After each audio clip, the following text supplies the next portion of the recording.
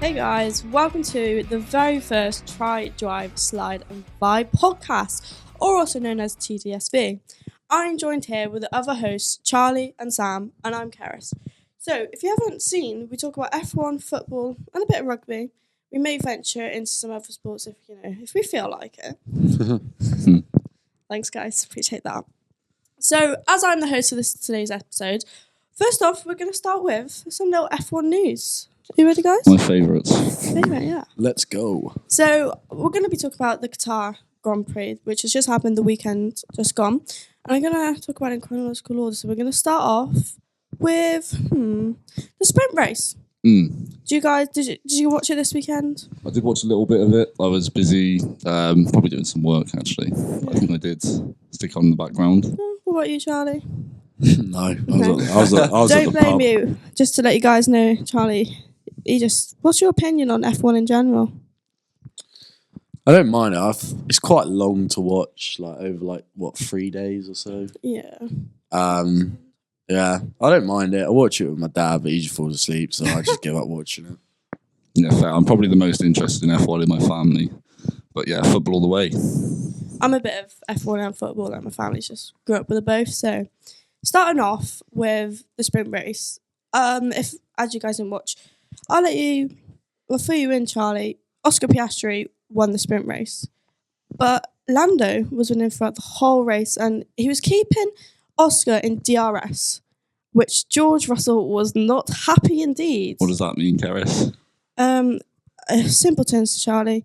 On the straights and certain places on the track, you just get to go a little bit faster if you're within a second of the person ahead. I do know what DRS is. Well, Sam asked it, so I'm doing it to you.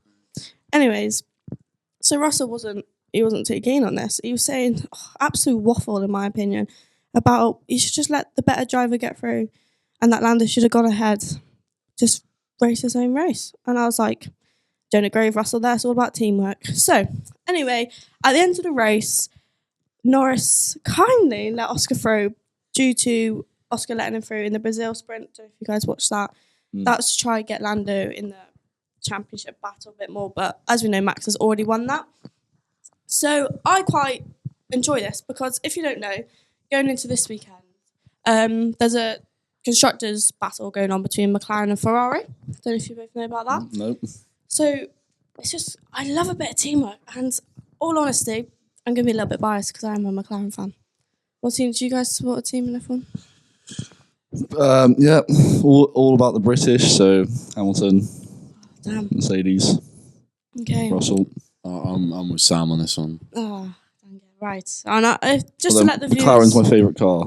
Okay. I'll say like you for that, but just to let the viewers know, I'm not a very big fan of Mercedes. Not a big fan of George Russell. That's all. I'm going to put my opinion there straight. Disgraceful. Just how it is. But moving on to the actual race. The actual race was absolute chaos, if I do say so myself. To start off, Williams has had their 16th crash of the season. Really? 16th crash. We are on the second to last race. So, yeah, fair enough. But 16 crashes, that's a little bit ridiculous. Someone check their cars. They need some new engineers. That They money... need to Mechanics. check their drivers. Well, they got rid of one of their drivers midway through the Was season. it Latifi? I hate it. Latifi, he went back a couple of seasons. It's Logan Sargent. He was a young American. I'm a bit out of the loop.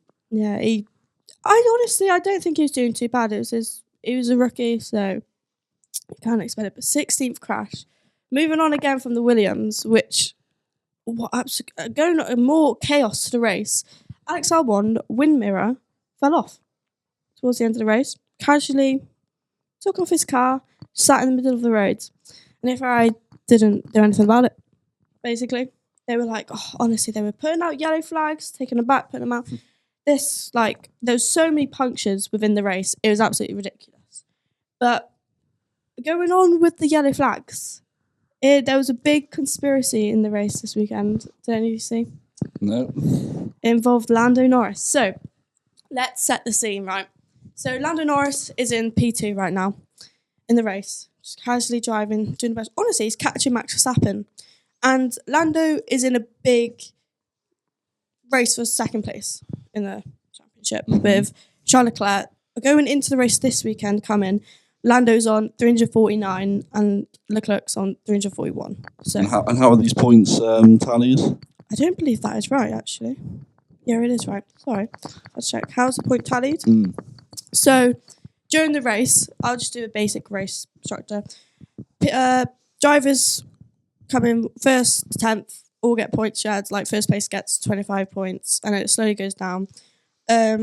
If a driver finishes in the top 10 and has the fastest lap, they also gain 1 point, which, fun fact, they're actually getting rid of that in the season's up and coming, which I don't really like because it's quite exciting. Because even if you drive, like in this instant, it becomes a big thing, this like 1 extra point, which I'll get onto in a couple of minutes. But that's how the point system works. So, carrying on, Russell's just casually...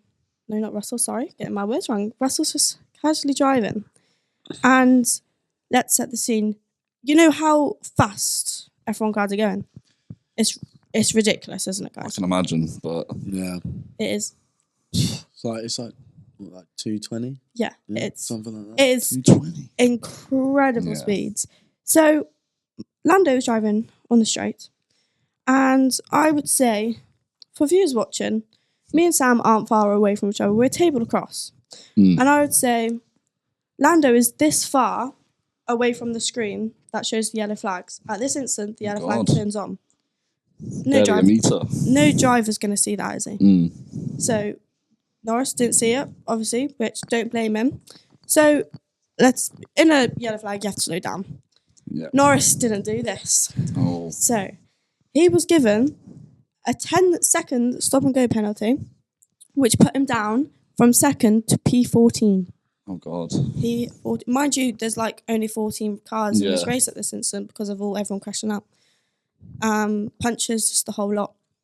So he's been put down to P14, and he's got given penalty points, 3 penalty points, which it can affect. If you get a certain amount of penalty points throughout a season, you can miss a race, basically. So this is a huge conspiracy in F1 right now. Luckily for Norris, he's absolutely rapid. He got from P14 up to P10, I believe, and with the fastest lap, he gained 2 points, which is that fastest lap was key for him in the second place title race. But I believe, don't hold me on to this, if he had finished second place, P2, I believe he would have finished with the second in the title. In the title race. But obviously, you don't know what happens in F1. Everything can change. So that goes now on to the last race of the season, Abu Dhabi, which I'm very excited for. I want you guys to watch it, please. We'll try. We'll see if there's any football on at the time. Oh yeah, I don't know. Is there any big games? Well, we'll go on Is to it on, that. when is this on? Sunday? This Sunday. This Sunday. I think it's around 1 o'clock. I've got a feeling. So this Sunday. So the 8th of December. Yeah. 1 in the afternoon, or is this in the morning? In the afternoon. Okay. Oh. I believe. Don't hold me to that. I'll have to double check for you after the podcast. But last couple of points about the F1. There's not much to do. Sauber, which they haven't scored any points this season, got 2 points from Zhou Guanyu. This is massive. And bless Zhou Guanyu, he got driver of the day. Honestly, that was my highlight of the weekend. So everyone just loves Zhou. He's such a kind, he's just so chill. And everyone just loves him. Moving on to someone who I also love. Bestie. This is Esteban Ocon. This is quite shocking news. So, setting the scene, Ocon crashed out, I think it was the first lap in the race, which wasn't due to his fault. He got crashed into. Completely not his fault. He drives for Alpine, and Alpine, after the race, put out an Instagram post saying Ocon is being replaced for the last race in Abu Dhabi by Jack Doohan, who was going to replace him after the season, if that makes sense. Right, I see. So they brought him to the last race. Ocon's last race for Alpine. He's been replaced. It's like how they use the next season's football kits. In the Yeah, last, that is a perfect ridiculous. example, but I think it's a very harsh way to do it, as he couldn't have done anything different in the race, like the incident that happened. But it's just, yeah, and he is quite sad actually. He posted on the on his Instagram like saying thank you so much for like everything with Alpine, like all the team, the driver, like everyone. And on his last slide was a helmet he was going to wear in the last race. Aw. And it was like photos of him and just basically because if like it's quite a big thing in F1, like Yeah. drivers to like decorate, you could say, Yeah. their helmets. So it was actually really sad seeing this Yeah. because obviously Ocon's been in a little controversy thing throughout his career in F1. But it was actually, yeah, everyone loves him. His nickname's Esty Bestie, and he'll stay by Esty Bestie. What's going around online? Is it that he left or was he let go? He was let go. That is what it is. It's not. It's just Alpine being a bit harsh, in my opinion. Before the last race, where Yeah. where are they in the table? I don't think they're doing very well. Pierre. Oh, do you want to know a fun fact, actually? So, basically, this team is like an all-French team. Pierre Gasly is his teammate. And Pierre Gasly has not cost the team anything this whole season on damage on his car. That's Wow. impressive. He is the only driver At all? at all, £0. I've got an interesting story about Pierre Gasly as well. My one of my mates from school, his uncle is Pierre Gasly's pilot.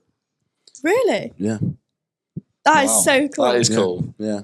I love a little fun You'll have fact. to meet. Yeah, bring him onto the pod. I'd love to see that. Yeah. Try to get I've him only in. met him like twice, so We can hire him for the TDSV F1 team. Yeah, absolutely. Which you can subscribe on Instagram. You may see in the future. Oh. But my last point on F1, it's to do with Max Verstappen and George Russell. Have you guys heard about this little argument going on? Please tell us. Charlie, have you heard it? no, but I hate Max Verstappen. Fair, so we're going to have a little bit of bias on the pod right now. Honestly, I love that though. Love a bit Bit of... bias. Yeah, so I'm going to set the scene. We're in qualifying. I can't remember the driver, I'm afraid, who was in front of Max Verstappen, but he was braking. So Max was like, oh, I'm going to have to brake now too.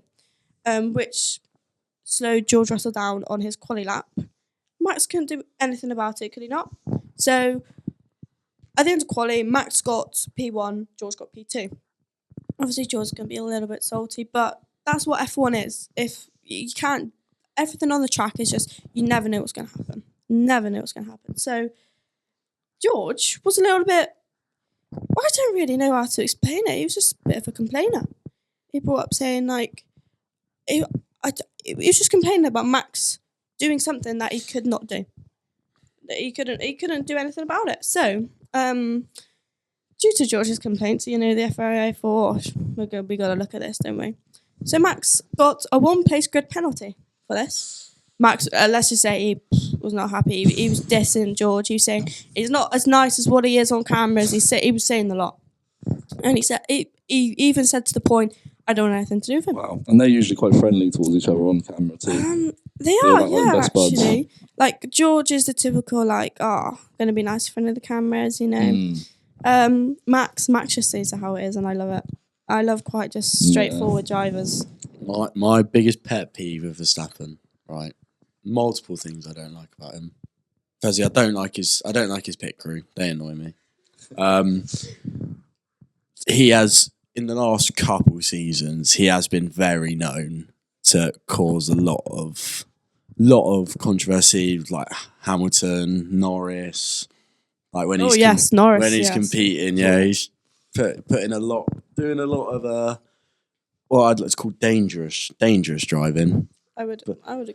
especially in Abu Dhabi. What was it, 2022 when he won the championship? But it's a bit controversial now.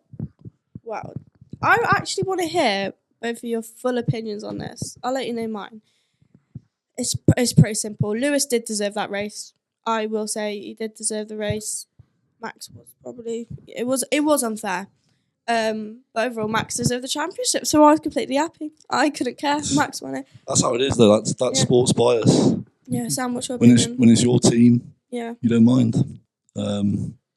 if it was Arsenal getting the decision, we'd be on the moon Yeah, but against them. deep down, you know. Oh yeah, no, that's the thing. It's always in the back of your mind. Like there's always a bracket saying, "Listen, you didn't win it properly," and everyone will always hold you to that.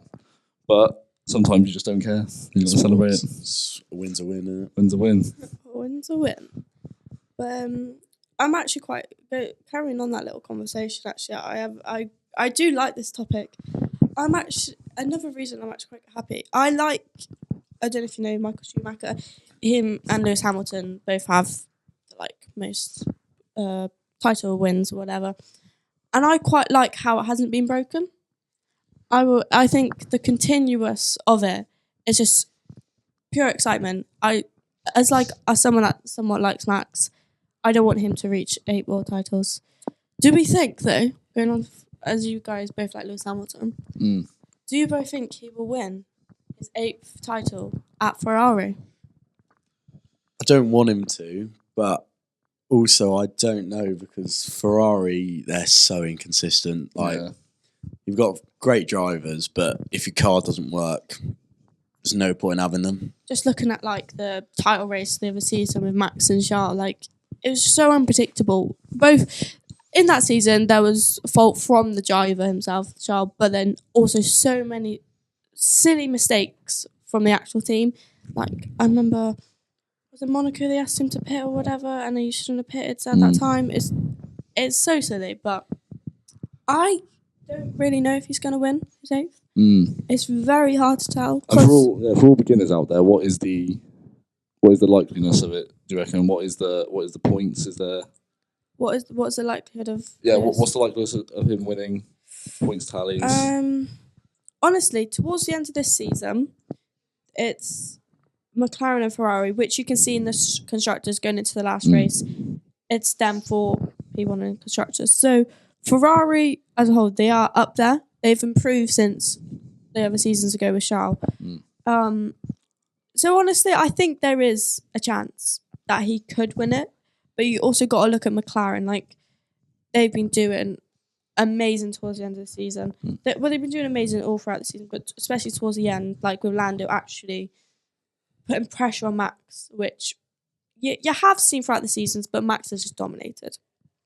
And so, honestly, I think Lewis could do it, but is it too late for moves, do you reckon, towards his end career? We will never know. We'll have to see next season.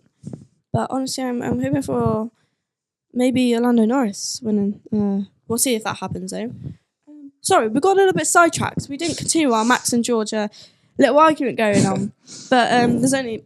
to be fair, I think what I'm about to say is a bit worse than what happened. George has come out to the media. What's so weird? I don't know, just accusing, almost. I don't think that's the right word, but we're going to go with it. Max of saying, right, without the swearing involved, which Russell used, basically Max is going to crash into him on purpose in the race. The race just gone, sorry, in Qatar. He's been seen to do it before. Oh, that's an He's opinion put in. He's been seen to do it before. On that Qatar race, it was a sprint, right? What is the difference between the sprint and the Grand Prix? Okay, so you get both races on a weekend. So the sprint was on the Saturday, the race was on the Sunday. Simple terms, the sprint is just shorter. The sprint was about, I think it's about 20 laps, and the actual race was like 52. It's a way to get more points. Yeah. And I think the sprint is great for bringing more viewers in, personally, because it's a shorter race. So like Charlie, you brought up how everyone is just so long to watch, where I do understand that, because sometimes if it's a boring as hell race, I'm like there, I'm just on my phone. Go like, around in circles. Bring some entertainment, guys. Like someone do a really dodgy pit stop, and then. So I think having a 20 lap or whatever it is, it changes between each sprint. I think it's a lot more exciting. Absolutely, my mum would never watch a 2-hour race, but give her a 20 lap. How long would that last? Do you reckon? Half an hour? Yeah, something like that. Yeah. So she probably didn't watch. Every single race, unless there's like major stoppages, it does last about an hour and a half. So it just depends on how long the track is, depends on how many laps. So, but just going round in a circle, like going round turns like the same time, like 50 times. It must just get boring. Yeah, I will say like Monaco. That's like a really short track, so it's like 70 odd laps and unless something because Monaco is quite an exciting race usually. Yeah. But if there's nothing going on in that race, I'm like, what? Have you ever been to an F1 race? I haven't, and it breaks my heart. It's my one dream. I can imagine it's like a good atmosphere in that, but maybe better to watch on TV with. You see a car every like See a lot 5 of people. minutes. It's like a festival, isn't it? Yeah. Like Yeah. at Silverstone in the summer, one of my friends went. There was like Becky Hill performing like Oh, on that's a awesome. Saturday night and stuff. Yeah, it's really good. Yeah, it's like because they do have screens up across like the track, so you are able to actually watch the race. They do betting like in horse racing. Oh, Probably, I don't. I imagine so. I know Something. you can bet on the F1. Yeah, Yeah. but not I like. don't know if it's like a bookies sort of Yeah. thing where you go in. I have to look that up. Yeah. But that's actually be an exciting thing to bring in though. On good news in the F1, Verstappen this morning, breaking news. Oh yes, as we are filming Not so this good news for Charlie. podcast, he has announced he's having a child with his lovely partner. It's quite funny. I've seen so many like TikToks and Instagram posts saying, "Is this going to change Max Verstappen for the better? Make it a bit more softer?" But I think we should just ignore all that and just be happy for him because it's adorable. I love it when like celebrities like announce their kids and I'm like, oh, it's so wholesome. That's so smart. So sweet. So we're gonna cut up on the F1 there. Sorry guys, there was a lot to go on. A lot happened in that. That was very. Thank you. But moving on, we have in this pod we are going to be doing some little random questions of the pod each episode. So for this one, we have random sports question of the pod, and each host has to come up with the question. So as is Lovely. Coach Jones, me, the host, I've come up with the question this week. So Charlie Sam, my question for you is: if you could have a conversation with any sports star, like you could ask him anything in the world, you could get really deep. Who would it be and why? Yeah, interestingly, so obviously I considered footballers. I didn't really want to be boring, go down that avenue. If I had to pick, it'd probably be like Messi or one of my favourite players ever, Ozil. Not really a lot to talk about with him though, because he didn't, he's a great player, but not very good English and stuff. I'd probably go with someone like Andy Murray. I think personality-wise, I think he's great. When I asked him about the Wimbledon final versus Djokovic all those years ago, how he felt before, during, after. And as a film buff, I'd love to ask him, when's the documentary coming? Who would you play? Where I'd suggest Andrew Garfield, who is the exact same person as him. And yeah, maybe something interesting like that. I like that. I really like that. What about you, Charlie? I would see. I've got two. I've got one rugby based and then one non-rugby based. Rugby based, I'd go with Dan Carter, probably the greatest rugby player of all time. Yeah, I just love him, basically. Big fan. I love it. I absolutely. Yeah. And then non-rugby or just like all sports, I'd probably go with... I'd be really interested to speak to Muhammad Ali. See, that's a really good one. I think he's got a lot to offer, that man. It's a fantastic answer, actually. love that. So we're going to move on to a little bit of a different section into the podcast now. I'm going to hand over to Sam, and he's going to bring you all the latest football news and whatever he wants to talk about this week. Yeah, guys, welcome to your football segment. So, I think for the beginners out there, there's no better place to start than the Big Six. So, we'll go into the title race. The weekend saw Liverpool beat Manchester City 2-0, which was a fantastic result. They absolutely dominated from start to finish, to be honest. Could have been about 8. Man City looking so poor. This is a game that actually put Manchester City 11 points behind Liverpool, which is crazy to think considering last season and how much they've dominated over the last 6 years. The weekend also saw Arsenal and Chelsea with dominant wins. They're on equal points, looking really good actually. going into the midway point of the season. They also moved on to a 2-0 win for Arsenal against United, who were looking quite good with their new manager taking over. Who Arsenal looking absolutely amazing on corners. Would you agree, Keris? Fellow Arsenal absolutely. fan? They're just absolutely unreal. I saw a stat. It was like Arsenal had 13 corners in that game. 0. United had 0. Yeah, it's kind of mad.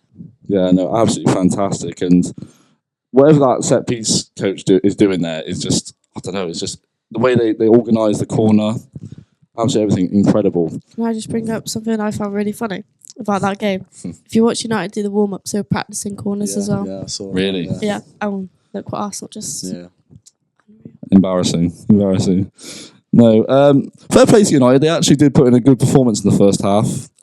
Looked right. Probably actually dominated the ball a little bit, but just never looked like they were going to score, in my opinion. But that's the progression under the new manager. You can't just expect him to come in and change everything so quickly. Manchester City also got back to winning ways in the week against Forest with a 3-0 win. They looked really good, actually, back to their best. Still, will the gap be now 9 points to Liverpool with their draw against Newcastle? I think it's 7 from Chelsea. 7 from Chelsea, Arsenal, 9 against Manchester City. So, I mean, listen, I'd never count them out of it. They're a fantastic team who probably go on like a 30-game winning streak now or something. I'd also touch on Chelsea saying that. They are looking so good, man. 5-1. Absolutely cooking. 5 different goal scorers the other night. Pantelli, Chelsea fan. Yeah. Opinions?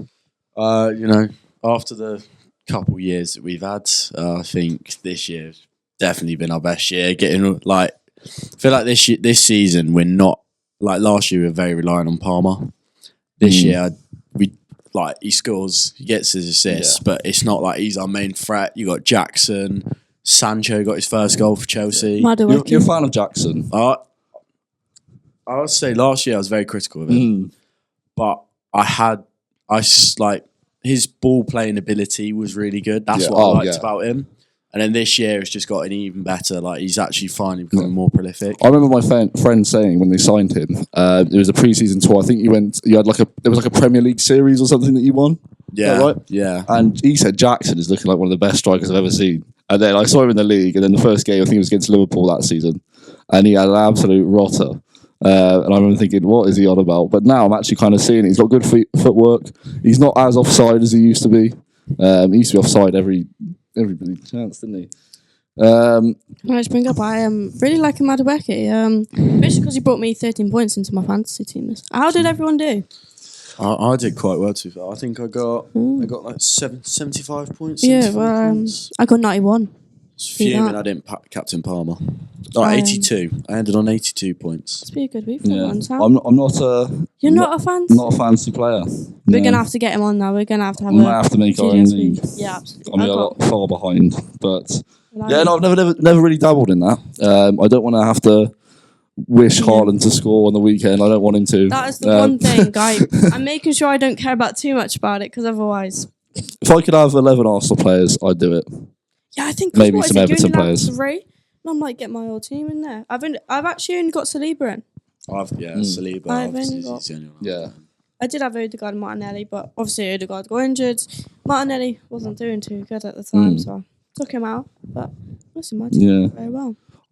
So on Chelsea, title race, top 4. What do we reckon? If Arsenal are in it, 7 points now with the draw against Newcastle for Liverpool. The thing is with. The difference between Chelsea and Arsenal is that Arsenal, they've had it for like four or 5 years now. They've been like building with Arteta. We've had 6 months with Maresca. He's done a brilliant job. Yeah, that's fantastic. To be fair, when I was very annoyed that they sacked Pochettino. So, and then I thought, Maresca, he worked under Pep for a bit, won the league, won the championship. I was like, can he do it in the Prem though? Yeah, I'm completely wrong. It surprised me. Yeah, for beginners out there, Chelsea have had a rough couple of seasons now. Sacking how many managers is it? I think it's about 5 or 6. 5 or 6, and spending so much money since Ridiculous amount of money. I owner mean, left. To be fair, with that topic, Abramovich obviously had to sell because of the whole Russia Ukraine thing, which I really wish he didn't. But then Todd Bowley came in. He owns the LA Dodgers or something. Yeah. And then he has a lot of money, puts it all in. One thing I do admit, he's got no football knowledge whatsoever. No. But he's got a great business mind. Yeah. That's what you need, I think. You need that sort of thing, but then you also need someone that actually he seems to care quite a lot about the club. Have they brought in a new manager for signing, behind the scenes, signing players? Because this season seems to be a lot more successful in their signings with Sancho and Neto. I think because last season I remember Pochettino didn't have a say, and I think it was the same with Potter, same with Tuchel. But I think this year they've given Maresca a bit more of a. They've given him what he wants to build his team. Yeah, but I think the spine of the team. I think he's already had that. It's just like the add-ons, like your Pedro Netos, getting João Felix. Which is, I love João Felix, but it's so annoying. He's fantastic. So annoying that Palmer's in the team. I'm just going to put it him. I think Neto is absolutely unreal. Against Arsenal, he was fantastic. I genuinely think, a few weeks ago. because when he was at Wolves, I do have a soft spot for Wolves, just letting the viewers know. But I honestly think I would take him at Arsenal any day. And when we were linked a couple of times with him, I was like, get him in the team.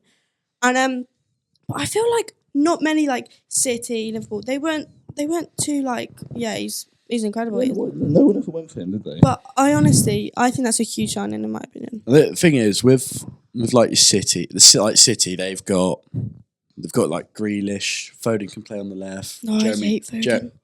Jeremy Doku. I really like Jeremy Doku. And Liverpool have Salah. What's his name? Luis Diaz, Jota, Gakpo. Arsenal and Chelsea. I think Arsenal still are. They're lacking a left winger. You need a Martin. I think Martinelli. It's confusing because Martinelli was looking like he was developing really well a couple of seasons ago. I thought he was our best player back in 22, 23. And then Trossard kind of overshadowed him a little bit, scoring every time he came off the bench. But super sub. Yeah, with Trossard, he's a very weird player who seems, when he starts, he seems to go missing. And then when he comes off the bench, he seems to be fantastic. And it's just, I think you just got to keep it like that with Martinelli running teams down. That is my exact opinion on it. Yeah. I think Martinelli tires out the defence. Trossard's finishing him off. But what I do quite like about Trossard is, so Martinelli and Saka, they are quite similar. They quite go wide. They go to touchline quite often. With Trossard, because he's able to play in the middle, he kind of cuts in a bit more than what Martinelli would. So say Saka's crossing the ball and Martinelli would drop a bit back. I can't remember what goal it was. It was Trossard's latest goal. Who did he score against? I can't remember, but he cut in it. It was like back post, tapped it in. Was it? No, it wasn't Chelsea, was it? He scored against Chelsea, didn't he? It was I think it's his most recent goal. No, Martinelli scored against Chelsea. Oh, no. It was... so it wouldn't... Maybe in the Champions League? It might have been. It's just... That's what I think the difference between Trossard and Martinelli is. It's just because Trossard is able to play through the middle. Clinical. And it's... I think with having two wide players on the pitch as wingers, it is quite difficult. You don't have that person necessarily coming back post-tapping. Yeah. Because, like, Saka, honestly, Saka's just incredible. He can pretty much do it. But I think Martinelli, if you were to play, I don't know, say put Trossard on the right, it's never going to happen because of Saka. Yeah. But if you were to do that, I think Martinelli would shine that a little bit more because you'd only have that one player on the wide player. Does that make sense to you both? Yeah, I like that. Would you, with that idea then, would you ever, if you, say you were Arteta, and you had that issue. Arteta's mine. You had that issue where you want one of the wide players coming in that number 10 role, say, like with Odegaard and stuff. Would you go in a back three and then have wing backs? Because you can play, Saka's can play at wing back. Yeah. That's a very good question. Sam is also an Arsenal fan right now. But honestly, I don't know because we are so solid at the back right now. I don't think changing it up too much. I think whenever we've changed it, we've lived to regret it. Yeah. There was a game last season. For context, Arsenal finished second last season by 2 points. Again. again. No need for that comment, Charlie. This is a lot closer. The season before, I think it finished 5 points, kind of fell off towards the end.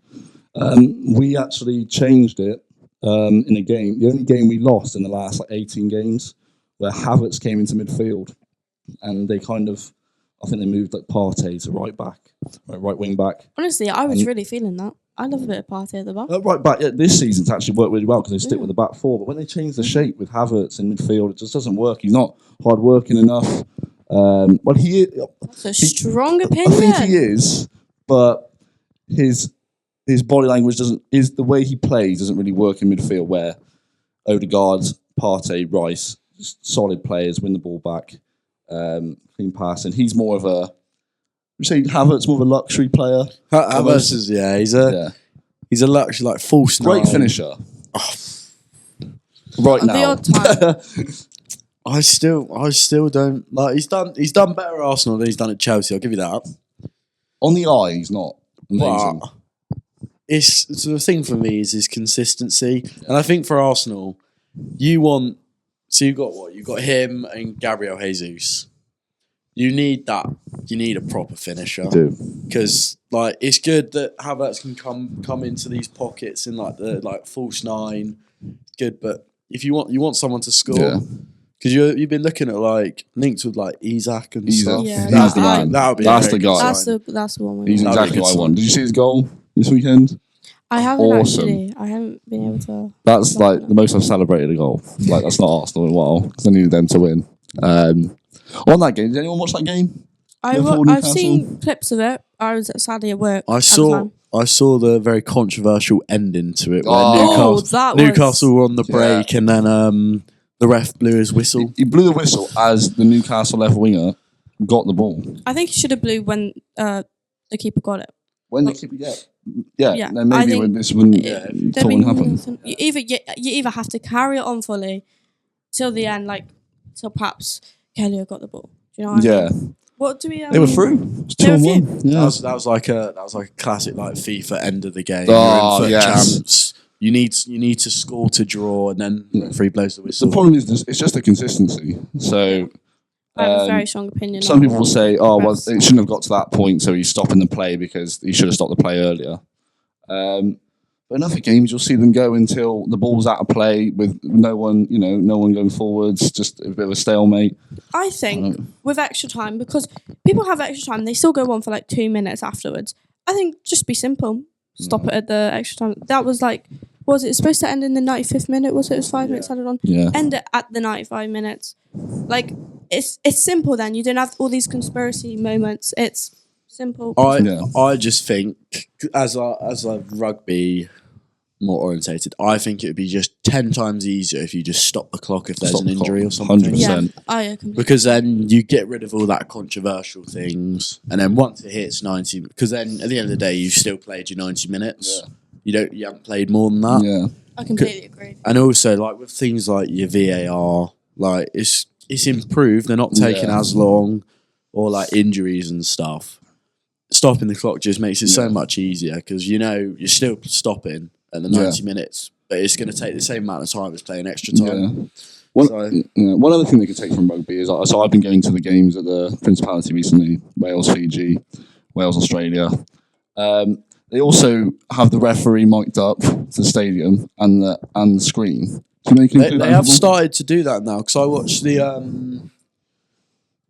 the Chelsea game. I think it was on Prime Video. I watched the Chelsea game on Amazon Prime. They've started to do that because I think it was Southampton's skipper. He got red carded for pulling Cucurella's hair. Yeah, that was funny. That one wasn't a red compared to the one at Spurs a couple of years ago. But you could hit on the live stream on the bottom corner. It said "Voice of Mark Clattenburg." But what I'm considering the fans in the stadium, they haven't got a clue what's happening. I've been to a few games where VAR is happening. You don't know what it's about. That's the thing with rugby. As soon as the ref goes to the TMO, they show the clip straight away so people can get an idea. But also in that, then they have they're told to sit down like a sin bin, and then they make the decision. Well, is that correct? Yeah. So they've recently added that. So things like they're not fully sure, you get your yellow card, and then you've got that yellow card to determine whether it's red, but They could do with that time in football. they've also decided to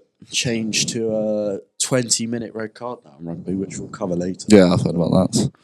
On the title race, I just want to get our early opinions. Who's going to win? First episode. Are we doing like a top 3 or just winner? Number 1. Liverpool. I'm going to say as it is. Liverpool. Charlie. I want to say Chelsea, but I know it's Be not realistic. Yeah. Well, you never know. It could happen. To be fair, I do actually think they're in. I think they're being underlooked. Yeah. Like they are on equal I points. like they're the ahead ar- of Arsenal. I think I like Maresca being like nonchalant about it. Like, Yeah. we're not in a title race. We're building. We want to Yeah. get top 4. That sort of stuff. Chelsea have done it before. 10th to 1st. Yeah, exactly. It can happen again. Yeah.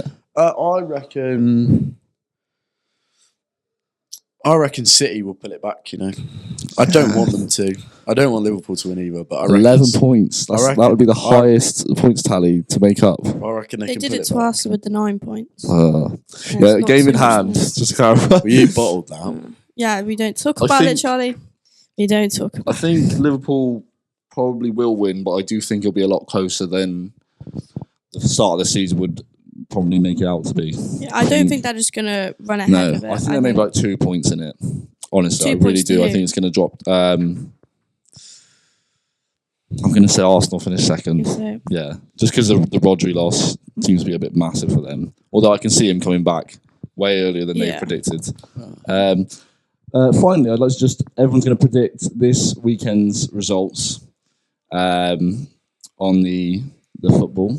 So are we doing a like actual score prediction or just winning? Like score prediction. So Oh, 3 God. points for the correct score, or 1 point if you get the correct outcome. I'm Ready? absolutely awful. Everton versus Liverpool. It's coming up this weekend. A bit of a ground that Liverpool actually struggle at, being a derby.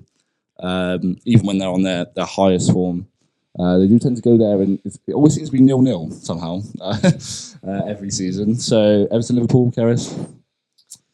It's hard to tell because like Everton have just played Wolves and like Wolves. I'm going to say 3-1 to Liverpool. Going to Liverpool. Charles. I will say. I don't know. I feel like 2-1 Liverpool. Liverpool. Liverpool. I reckon they'll definitely concede. Yeah. Now, in my family, Everton are actually my second team. So I've got a team at the top and a team at the bottom. Same here actually. Arsenal Wolves. Arsenal Wolves. 1-1. 1-1. Oh, Come okay. on, let's go. Villa versus Southampton. Honestly, I actually Yeah, looking quite like poor. Southampton right now. Yeah, they're looking quite good actually, Southampton, I thought, other than the other night. I'm actually going to say 1-0 Villa. On the Villa. Just the one. Villa haven't won a game in 8 games, Yeah. have they? I want to say 3-2 Villa. 3-2 Villa. Well, that's a good prediction. Go with another draw. Go 2-2. 2-2. God, so boring. Brentford, Newcastle. Where are Brentford? Newcastle looked really good the other night. And where are Brentford in the league right now? Both mid-table. So it's I'm going to say 2-2. 2-2. I don't know. Brentford, they just go out the blocks so well, don't they? How many times have they scored 4 this season? So many. Yeah. I think I'm going to go. I reckon a 1-0 Brentford. 1-0 Brentford. I'll go 2-1 Newcastle. Palace versus City. Actually, one of City's bogey games, Palace. Yeah, I'm going to say 3-2 to City. Yeah. Being realistic. I'm going to go 1-1. 1-1. God. But you think City are going to pull it back? That would be I think. hard to. Yeah, but Palace, as you said, the bogey team. Yeah, But I they think are. Palace have been pretty decent this year. More so like the Etihad, actually. Yeah. For Manchester City. I'm going to go with 2-0 City. I think I'll go back. United, Forest. That's quite tough. Yeah. As far as I do that, honestly, 1-1. 1-1. I don't think that'd be a bad result for Man United, actually.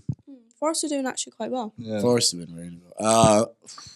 I'm going to go 1-1 as well, I reckon. Just copy me now, isn't it? I'll go 2-1 to United. It's be different. Fulham, Arsenal. Come on. Ooh. I'm actually Fulham. Smith Rowe. Fulham Roby. are actually doing pretty good. So I'm gonna say 3-2, hoping for a Smith Rowe and a Iwobi goal. I'll be happy, and Smith Rowe's in my fantasy. Would they But celebrate? I don't think they would. I don't think they will celebrate. I reckon Iwobi would. I reckon Iwobi will. Yeah. Yeah, he might do like Will. not too big of one though. I don't think Yeah. he will. I think just the casual. You see, I know I'm a Chelsea fan, but I've actually got a soft spot for Fulham. I go there quite a lot. Yeah. How far is it from the ground? Like, It's literally round the corner. Round the corner. But my mate's a Fulham fan, so we go season ticket. Oh, nice. He's a season ticket holder. So I'm gonna go. I don't know. I feel like I want to be. I'm gonna say 2-1 Fulham. I feel like there'll be an Fulham, upset. Honestly, it wouldn't shock me. It actually wouldn't shock me. I'll go 2-0 Arsenal. 2-0 Arsenal. Ipswich Bournemouth. That's a tough one. I'm gonna say 0-0. I haven't done a 0-0 yet. Bournemouth have looked fantastic recently. They just came off a 1-0 win against Spurs last night. I know, but it's Spurs. I'm gonna go 3-0 Bournemouth. Yeah, I'll go 1-all. I think Ipswich will fight. So you're dissing me for saying 0-0 when you've gone for a draw right now? I see. I'm just considering it. The home crowd, they're crazy there at Ipswich. Leicester Brighton. 2-0 Brighton. I think Leicester win 2-0. I think under Van Nistelrooy it is. Yeah, I think he's gonna do really good with them. Yeah, I can see this being a high-scoring game, so I'm going to go 3-2 to Brighton. And then one of the big ones of the weekend: Spurs versus Chelsea. I'll start with you, Charlie, on this one. I want to say a Chelsea win, but Anthony Taylor's reffing. As Chelsea fans, Every FA Cup final. He is the worst referee to ref a Chelsea game, especially a Tottenham Chelsea game. I reckon I'm gonna go 3-1 Chelsea. I'm gonna do a proper in-depth. I'm gonna go 2-2, but then with a late winner from Chelsea. Ooh. So 3-2, not 2-2. Yeah, but if you listen to my thing. I'm going to go Spurs. Oh, Chelsea do usually win that, don't they? I feel they haven't dropped any points at the new Tottenham Stadium, no? Or maybe there might have been one loss We lost in there. once. It was like, I think it was when Tuchel got sacked. Potter era. Yeah. I'll also go with a 3-1 Chelsea, I think, there. Yeah. So boring, copying. I know. I'm sorry, man. So I'm sorry. Just when we get 3 points and you get none. Yeah. Who's finishing higher? Arsenal, Chelsea? What, in Keres. the league? Yeah. Why are you aiming this at me? This is a bit... We're all going to answer this. I'm going to continue with what Charlie was saying before, as they're just trying to build themselves, just look for a top 4. Like, they're not actually in the title race, so I'm going to go Arsenal. I feel like Chelsea, because we're in the Conference League, like You haven't got the pressure of like the we European don't have the pressure of trying to get Champions League, like trying to win the Champions League.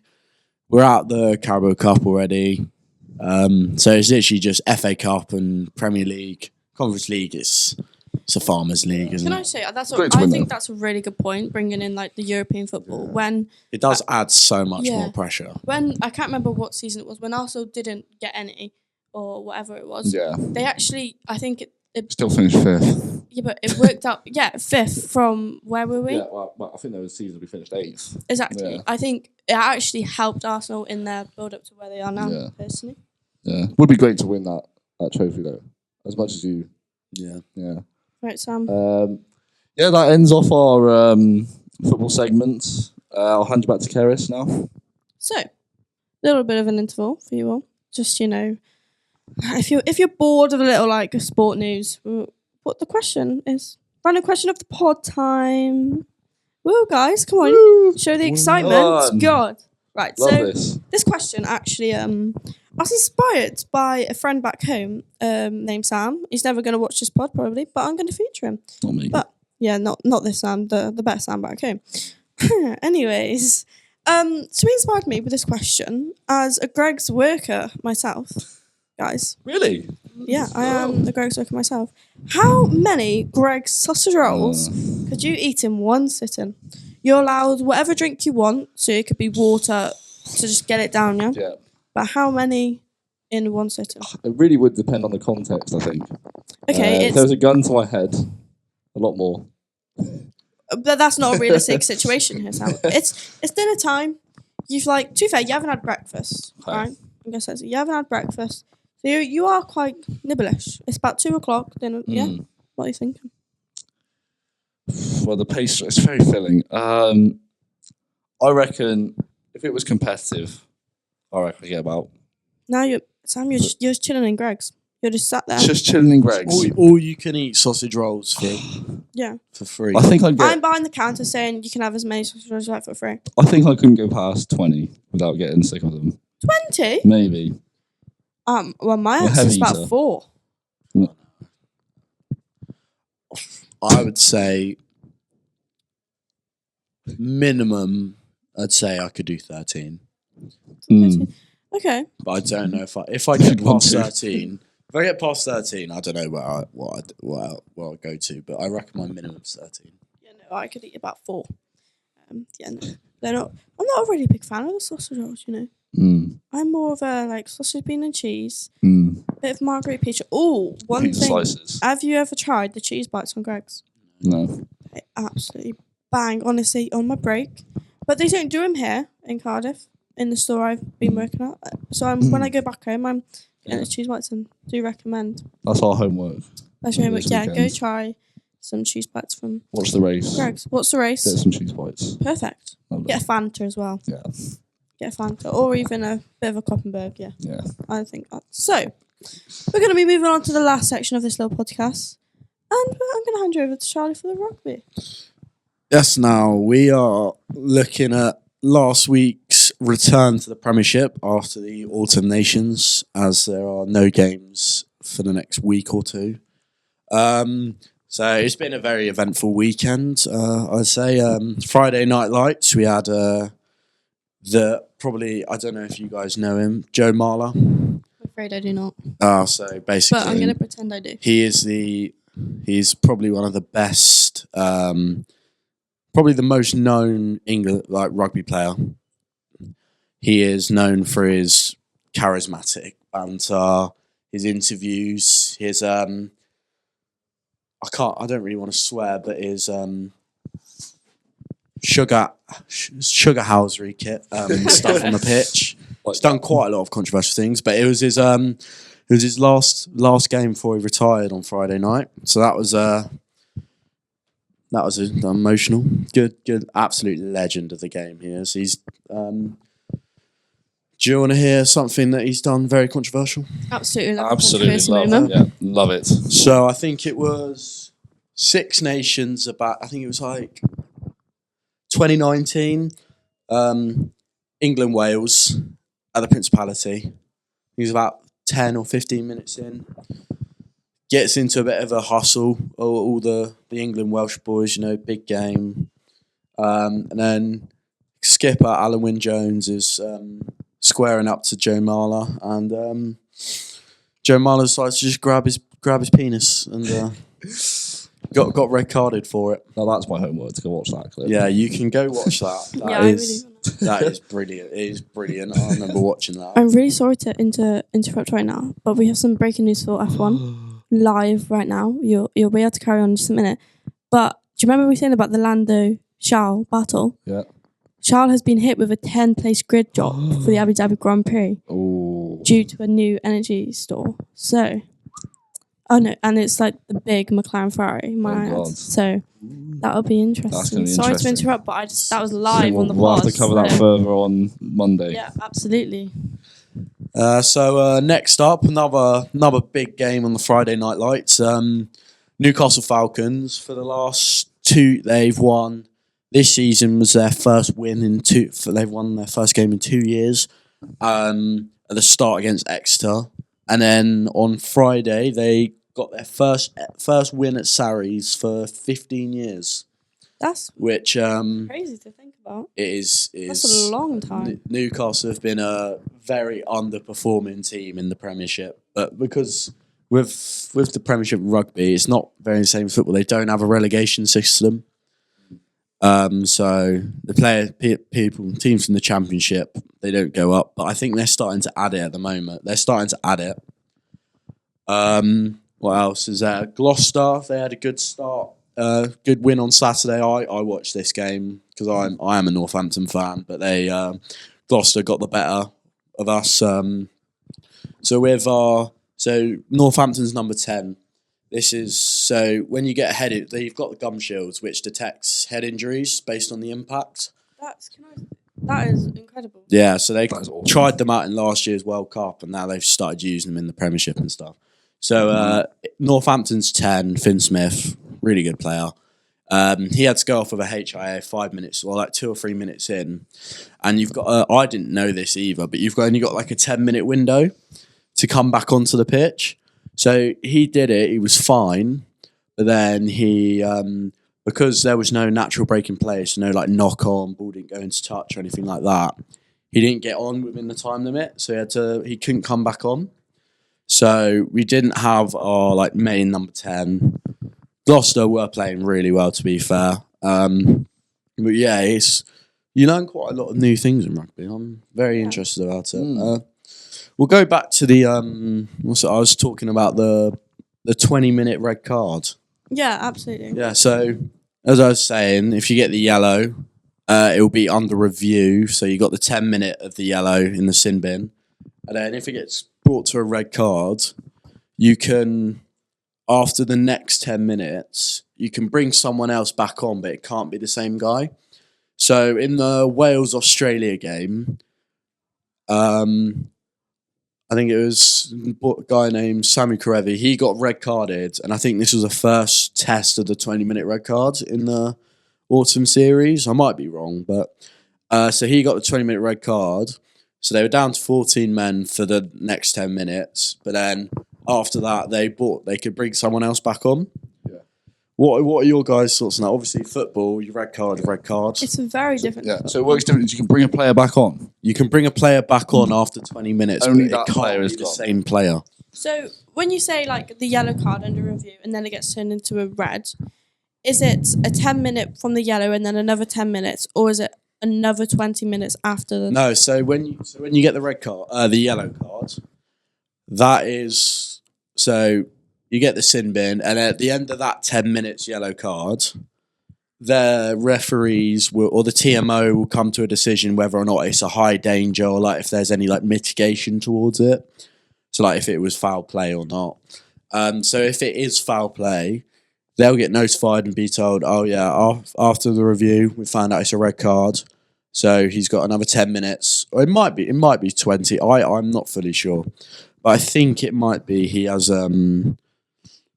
he might have just 10 minutes after. Yeah. Because he's been off the pitch. And then once that's done, they bring someone else on. See, that's very interesting because in football, red cards, they do quite often change the game because you're a man down. So rugby, you're not necessarily a man down, so it's a completely different scenario. It would only be a period of time that you're man down, where the other team would have to go for it. Which should be quite interesting. Do you think it works? The thing is, I feel from watching like games, like the Premiership final last year was between Northampton and Bath, and about 30 minutes into the game, Bath's prop got red carded. But I found that it was so Saints had 15 against 14. Found Saints had a lot more pressure on them than Bath did because they've got the 15. They should be finding like overlaps and getting through. But it actually put them under more pressure than Bath did because they knew they were man down. They can't really do anything. So does it make a massive difference, do you think? I think playing against 14 men is probably more difficult than playing against a full 15. That's You crazy. don't know. Back I and- think it's the psychology side Yeah. of it. Like, knowing they're a player down, you sort of think like, oh yeah, they've got one less. You can use things again. You like scrum times, lineups and stuff. You can use different things to get around them. But I don't know what it is. But like, because if you're 14 men down, you've got a couple more people. Like, especially mainly your forwards. You're doing the extra work, and then like you can see like if you're making the extra work. If not, there's just conceding tries. But I feel like it is difficult to play against 14 men. I don't know football. I don't know what it's like. What is it easier or harder? Against 10, I think again, it depends the approach they take. I think Yeah. it's a very similar with like the psychological. Oh, that's not how you pronounce that. Psychological side. Psychological. Like, I'm gonna just bring in an example. It's just my brother's football team back home. Yeah. Is a cup final, and the team that they were playing against got a red card. Their goalkeeper, and then proceeded to get another red card 5 minutes after. But so my brother's team were constant all over them, but they still conceded a goal. I think, as you were saying with this, I cannot say the words. Charlie, would you please? Psychological thing. I think that's similar in the football side, but I don't know. Again, it also depends massively on quality. If you remember Arsenal Man City, where we went down to 10 men, we were able to put 6 quality defenders on. Where, talking a few years ago, remember Chelsea Spurs? When Spurs went down to 9 men, and they still decided to play. Well, no, yeah, exactly. Liverpool. Yeah, when Jackson scored his hat trick when he could have scored about Worst 2. hat trick. But yeah, like Then it would be easier. oh yeah, they went down to 9 men. They had and then they were playing such a high line, but it was kind of working for them. And that's the thing that you find. It's really weird. Like, it works. Yeah.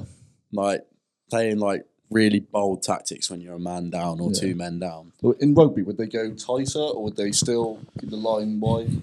I think it depends on the position. So like normally, say it's like a forward, so say it's like your hooker or like your prop, like your 3 big men at the front. What you'd have to do is you'd have to take like a winger or a 15 off. Yeah. So then you can bring another hooker on because you have to, unless it's you have to have 3 front rows because otherwise it goes to uncontested scrums, which means you have to drop another man. I see. Yeah. Which I think that's a really good rule if you're going uncontested that you have to play with a man down. Yeah, that makes sense. So I feel like in that aspect, it makes it a bit more of a difference because it makes it more work for the fullback, for example. He's behind the game, like him and the wingers. They're normally sat back. It just means like set piece wise, you have one less player. Yeah. So it means there are so many ways you can get around opponents, but it makes it like, so say if you don't have that one winger and then you've got your fullback in the back, he's going to have to make a lot of coverage to work from behind the scrum all the way round. But otherwise, like if you've got a really intelligent like player, you can just put a kick over, and you'd probably score, or you can identify where they're over committing. Yeah, and guessing you've probably played in a game where it's gone down to 14 men, correct? Yeah. Well, you or them? What's easier? I think I've played both. I've played against 14 men. I've played with 14 men. I played with 13. One of our games a few weeks ago, we had 4 yellow cards. So we had 3 people off at one time. That game, we were already getting battered. So it wasn't like... But no, yeah. I think it depends. I think, as you said, it depends on the quality. There's a lot of teams that are like... You find it even more difficult to play with 14 men. But then some teams, they'll be like, it's that mindset. Yeah. Like, if you keep putting pressure on a 14-man team, somewhere there's going to be an opening. It's the same playing against 15, to be honest. But it's just trying to find the timings and the right places to go. Yeah. But, I've got a question. Go on, then. In any of your rugby games, because obviously rugby, when there's like a little bit of fights, they just let it continue, unlike football. Has there ever been any fights in your games before? Have you ever been involved? I don't get involved in fights. Good. That's what we like to hear, isn't it, Sam? Yep. No, yeah, I don't really get involved in fights. I just stand on the side, or like I talk to one of them. You're just there for the entertainment. I've had a few games where there's been like 30-man brawls. it's when I'm watching it on TV, it's just so funny because like football, the refs are straight over. Like you can't let it continue with a rugby. The thing is with rugby, I feel like because it's more traditionally like a gentleman's game. Yeah. The referees sort of like let them figure it out themselves. Yeah. Or like they get the captains to control it. Yeah. Whereas in football, you definitely the referee's getting over there because like it's fair enough. Yeah. But for beginners, what constitutes a foul in rugby? Because I always get confused still. So I've actually been learning while I've been here. Yeah. My friends are rugby. Above the head. Oh, I've got I know something about football. Not football, rugby. that's the one. One league, is it league or union? One of them is tackles up to the shoulder, chest, and the other's like waist-ish. So in rugby league, it's like the shoulder line, but rugby league is brutal. I hate rugby league. Rugby union, so it differs when you get into professional rugby, but for like my level, when most like amateur semi-pro level, it's below the sternum. The tackle height law is now. But what's considered a foul, like you don't foul. It's like very similar, like offside. You have the offside rule. The offside in rugby absolutely baffles my brain because it's not simple. You just Well, it's like there's two different sorts of offside you can have. so complicated. But I'm actually really intrigued. I do want to. I love watching like the Six Nations stuff, so I want to get more into So like the offside rule in like open play would be like, so someone's gone, it's like been tackled. There's a ruck. So where the players, the person that's been tackled, you have to be behind them. So if you're say if like I'm explaining this to them for anyone listening. So say if there's like a ruck here, someone's been tackled. This person been tackled. You have to be behind him. So I don't know if you can see that. So you have to be like that because if you're like that, well, you go off too early, you get a penalty. For those listeners, he's using a coffee stirrer and a can of Monster. And it's a decent explanation. I have got a question about this. My flatmates have been talking about how there's a new rule with you have to work to become offside more now. So to become not offsides. So this is the other offside. So it's more kicking. So there was this law called the DuPont law, I think it was. So yes, it used to be when you kick the ball, you didn't have to. So when you kick the ball, the person that's kicked it has to put everyone on side, or someone who's behind the kicker has to put everyone on side. So it used to be where if you were playing like kick tennis, or like you're kicking back and forth, if you were in like the middle of the pitch, you could stay there. Until someone say someone ran about 5 meters, that's when you can attack. So like if you're like offside, so if you're in the middle of the pitch and your player kicks it over to their player, but then he starts running it, you can then like start defending from where you are. You don't have to wait for him to bring you on. But now you have to show a clear like effort that you're running back to get onside. That'd be so tiring. It's just that. But the thing is, you can like walk or like jog or something. It's not like you have to show it. You have to sprint back. No, you don't have to sprint back. You just have to show a clear and obvious attempt to get back onside. Oh, okay. So it's not too bad, but yeah. What else is there you can get a foul for? Scrums, you can get loads of penalties against you for scrums. I've got a big question. The scrums absolutely confuse me. You know where like their middle scrum and the ref goes, loads of us are, but like I'm looking, that's just a normal looking scrum. What is going on? Yeah. So there are some things like early engage. So it's the call from the referee is crouch, bind, set. Okay. So it's quite self-explanatory. You crouch, you bind on, and then you fully engage in on set. I cannot get in a scrum. So if you do it before, I used to be in a scrum. It's horrible. If you do it before, if you like engage before he said set, you can get a free kick against you. So that's like it's just like you tap, like their opposite team has to go back 10, then you can tap and play. There are things like collapsing the scrum. So like if it's scrummaging is probably like the hardest. If you're a prop, it's probably like the hardest thing to do because especially the number 3 is called the tight head. He has number 1 and number 2 pushing into it, pushing against him. So it's God. like 2v1, and you have to be able to hold yourself.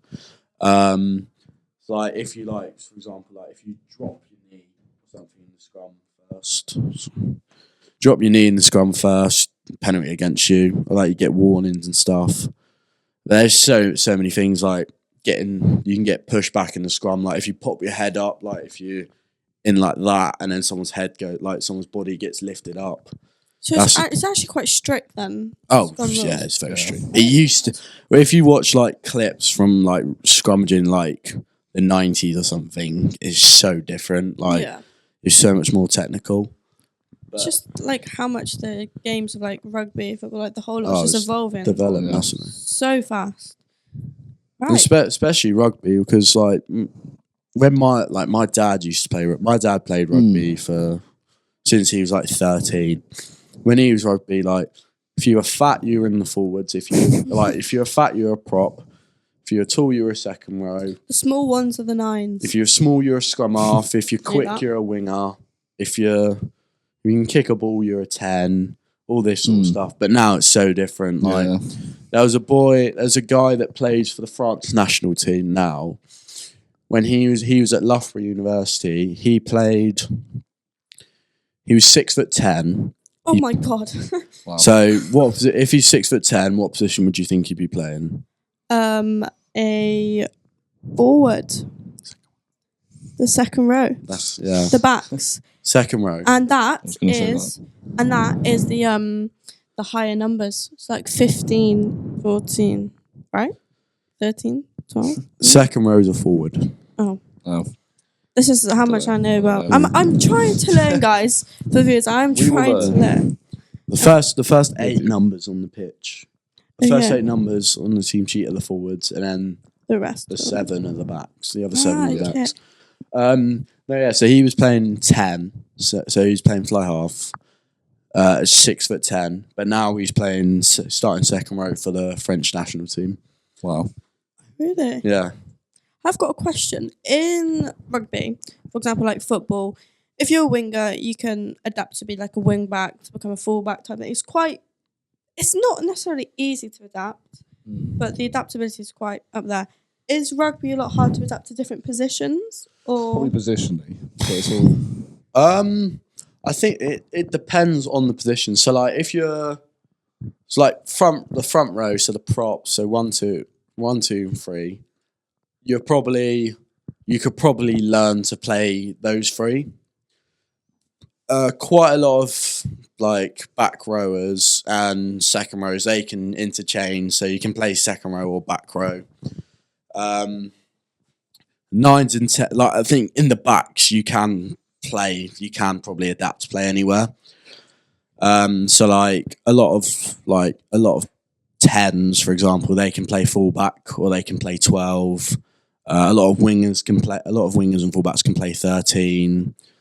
9s can play 10, like things like that. So there are loads. Like there's loads of like cases of it where like there's a winger from South Africa called Cheslin Colby, and he normally is a winger, but like for club I think he plays for Toulon in France.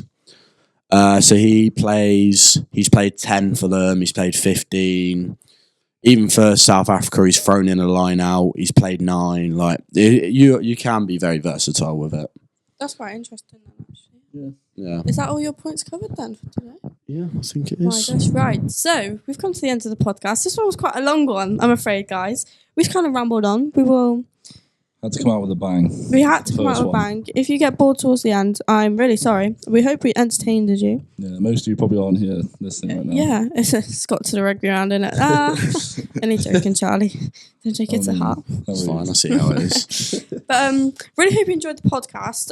Make sure to just keep watching us, because this is only the start. I feel like all we can do is improve. Yeah. So for those listening on YouTube, the podcast will be available on Spotify the night before on YouTube. So for Tuesday mornings on YouTube, Monday nights on so Monday nights for those on Spotify, Saturday mornings, and Friday evenings for Spotify. Oh, thank you very much. And this is all from Try, Drive, Slide and Vibe. Woo!